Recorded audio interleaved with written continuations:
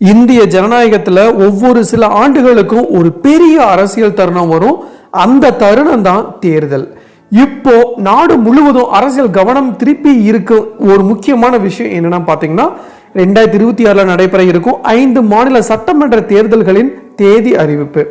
தமிழ்நாடு, கேரளா, மேற்கு வங்காளம், அசாம் மற்றும் புதுச்சேரி ஆகிய மாநிலங்கள்ல அரசியல் எதிர்காலத்தை தீர்மானிக்க போகும் இந்த தேர்தல்கள் கோடிக்கணக்கான மக்களின் முடிவை பிரதிபலிக்கும் ஒரு பெரிய ஜனநாயக நிகழ்வுனே சொல்லலாம். இந்த தேர்தல்களை நடத்தும் பொறுப்பு இந்தியாவின் சுயாதீன அமைப்பான எலெக்ஷன் கமிஷன் ஆஃப் இந்தியா கையில தான் இருக்கு. ஸோ இந்த அமைப்பு தேர்தல் அட்டவணையை அறிவித்தவுடன் நாடு முழுவதும் அரசியல் சூழல் உடனே மாறும். மாடல் கோட் ஆஃப் கான்டாக்ட் அமலுக்கு வரும். அரசியல் கட்சிகள் தங்களுடைய பிரச்சாரத்தை தீவிரப்படுத்துவாங்க. கூட்டணிகள் உருவாகும். வேட்பாளர் தேர்வும் தொடங்கும். மக்கள் மனநிலையை புரிந்து கொள்ள கட்சிகள் முழு வேகத்தில் பணியாற்றுவாங்க. குறிப்பா சொல்லணும்னா தமிழ்நாடு போன்ற மாநிலங்கள்ல 234 தொகுதிகளிலும் நடைபெறும் தேர்தல் வெறும் அரசியல் போட்டி மட்டும் இல்லைங்க, அது கடந்த 5 ஆண்டுகளின் ஆட்சியை மதிப்பீடு செய்யும் மக்கள் தீர்ப்பு. அதே மாதிரி தான் மேற்கு வங்கத்தில் மம்தா பானர்ஜி தலைமையிலான ஆட்சி தொடருமா அல்லது மாற்றம் ஏற்படுமா என்பது தேசிய அளவிலும் முக்கியமான கேள்வியாகவே இருக்கு. கேரளாவில் பினராயி விஜயன் தலைமையிலான இடதுசாரி அரசின் செயல்பாடு மீண்டும் மக்களிடம் ஆதரவு பெறுமா என்பதும் ஒரு பெரிய விவாதமாகவே இருக்குங்க. தேர்தல் தேதி அறிவிப்பு என்பது வெறும் கால அட்டவணை அறிவிப்பு இல்லைங்க, அது அரசியல் கட்சிகளுக்கு ஒரு போரின் ஆரம்ப மணினே சொல்லலாம். அந்த நாளிலிருந்து ஒவ்வொரு பேச்சும், ஒவ்வொரு கூட்டமும், ஒவ்வொரு வாக்குறுதியும், ஒவ்வொரு அரசியல் கணக்கும் மக்களின் வாழ்க்கை வெல்லும் நோக்கத்துடன் நகரும்னே சொல்லலாம். இந்த தேர்தல் இந்தியாவின் 5 முக்கிய பகுதிகளில் நடக்கிற என்பதால அதன் தாக்கம் அந்த மாநிலங்கள்ல அரசியல் மட்டும் இல்லைங்க, நாட்டின் எதிர்கால கூட்டணி அரசியலையும் பாதிக்கக்கூடிய விஷயமாவே இருக்கு. ஸோ கோடிக்கணக்கான வாக்காளர்கள் ஒரு இவிஎம் பட்டனை அழுத்தும் அந்த ஒரு நொடியில ஒரு அரசை உருவாக்கும் சக்தி இருக்குது. அதனால தான் தேர்தல் என்பது வெறும் அரசியல் நிகழ்வு இல்லைங்க, அது ஒரு ஜனநாயக விழா. மக்கள் அதிகாரத்தின் வெளிப்பாடு, அரசியல் வரலாற்றின் புதிய அத்தியாயமாக தொடங்கும் தருணம். ஸோ இன்னைக்கு நாம இந்த வீடியோவில் தேர்தல் தேதி எப்போ அப்படிங்கிற ஒரு சூப்பரான இன்ஃபர்மேஷன் நமக்கு அஃபிஷியல் கிடைச்சிருக்கு. அந்த தகவலை தான் நாம இன்னைக்கு நம்ம வீடியோவில் பார்க்க போறோம். சப்போஸ் இப்போ தான் ஃபர்ஸ்ட் டைம் நம்ம சேனலுக்கு வரீங்க அப்படின்னா மறக்காம நம்ம சேனலை சப்ஸ்கிரைப் பண்ணிடுங்க, கூட வெள்ளைக்கான கிளிக் பண்ணுங்க. அப்படி நான் அதை இன்ஃபர்மேட்டிவ் வீடியோ உங்களால் ரெகுலராக பார்க்க முடியும். வாங்க வீடியோக்குள்ள போலாம். 2026 இந்திய அரசியலில் மிகவும் முக்கியமான நிகழ்வாக பார்க்கப்படுவது 5 மாநில சட்டமன்ற தேர்தல்கள். இந்திய ஜனநாயகத்தில் ஒவ்வொரு 5 ஆண்டுகளுக்கும் ஒரு முறை மாநில மக்கள் தங்களுடைய அரசை தேர்வு செய்யும் உரிமையை பயன்படுத்துறாங்க. அந்த அடிப்படையில் தான் தமிழ்நாடு, கேரளா, மேற்கு வங்காளம், அசாம் மற்றும் புதுச்சேரி ஆகிய பகுதிகளில் சட்டமன்ற கால அவதி முடிவடைய இருப்பதால தேர்தல் நடத்தப்பட வேண்டும். இந்த தேர்தல்களை நடத்தும் பொறுப்பு இந்தியாவினுடைய எலெக்ஷன் கமிஷன் ஆஃப் இந்தியா கைக்கு இருக்கு. இந்த அமைப்பு தேர்தல் தேதி அறிவித்தவுடன் மாடல் கோட் ஆஃப் கான்டாக்ட் அமலுக்கு வரும். அதாவது அரசு புதிய திட்டங்கள் அறிவிக்க முடியாது. அரசியல் கட்சிகள் செலவு கண்காணிப்பு செயல்படும். அதிகாரிகள் மாற்றப்படலாம். வாக்காளர் பட்டியல் சரிபார்க்கப்படும்.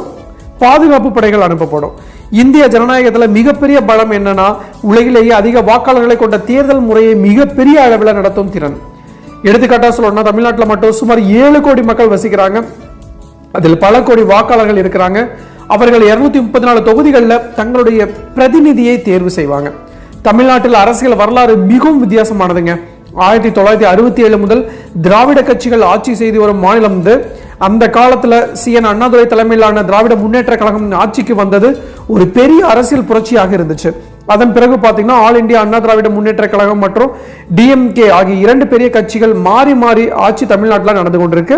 ஸோ தற்போதைய அரசை வழிநடத்துவது MK ஸ்டாலின் அவர்கள் தலைமையிலான DMK கூட்டணி.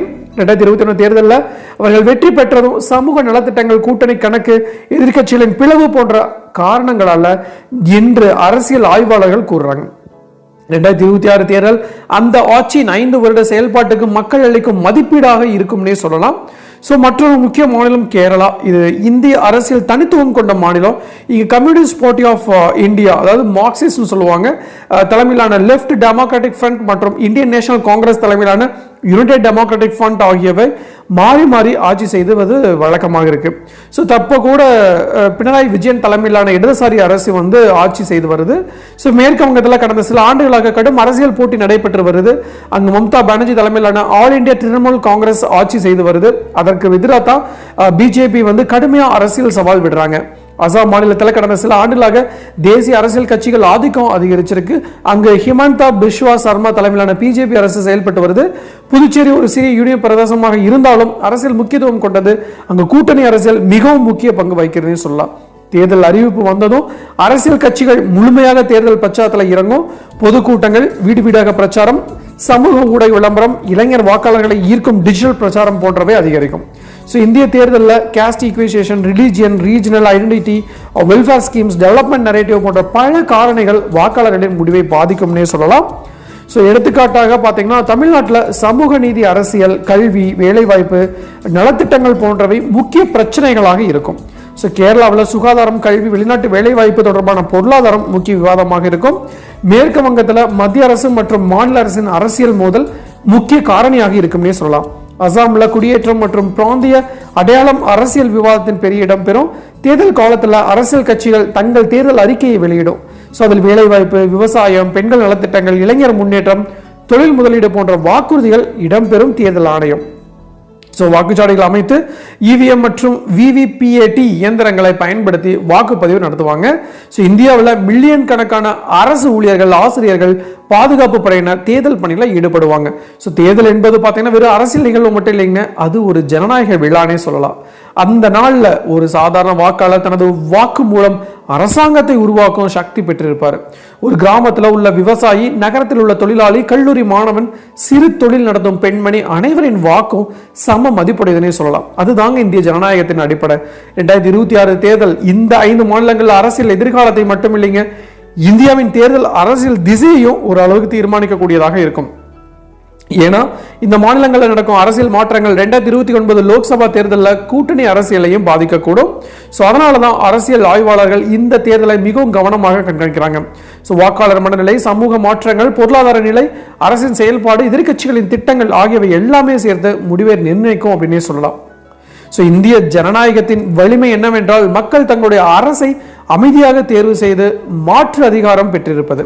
அதனால தான் 2026 தேர்தல் அறிவிப்பு வந்ததோ அரசியல் சூழ்நிலை தீவிரமடைந்து பல மாதங்கள் நீளும் பிரச்சாரம், விவாதம், கூட்டணிகள், அரசியல் கணக்குகள் ஆகியவை நாட்டின் கவனத்தை ஈர்க்கும் அப்படின்னு சொல்றாங்க.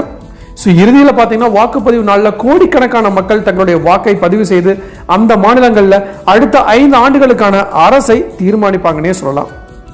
இந்த 5 மாநிலங்களுக்கான தேர்தல் தேதிகள் அறிவிப்பு என்பது ஒரு சாதாரண அரசியல் நிகழ்வு மட்டும் இல்லைங்க.